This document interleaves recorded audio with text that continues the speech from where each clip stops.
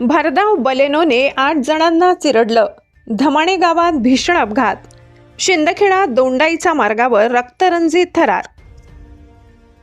शिंदखेड्याहून दोंडाईचा मार्गे जात असलेली GJ26 AE 5747 ही बलेनो कार अचानक नियंत्रण सुटल्याने थेट गरीब नवाज हॉटेलमध्ये घुसली.